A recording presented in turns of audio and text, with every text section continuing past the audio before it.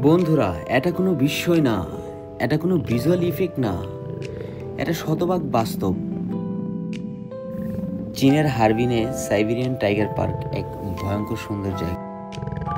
ছোট ছোট ছিদ্র দিয়ে জিভ ঢুকিয়ে দিচ্ছে সেই সব ভয়ঙ্কর বাঘেরা, আর আপনি সত্যি স্পর্শ করতে পারবেন সেই জিভ।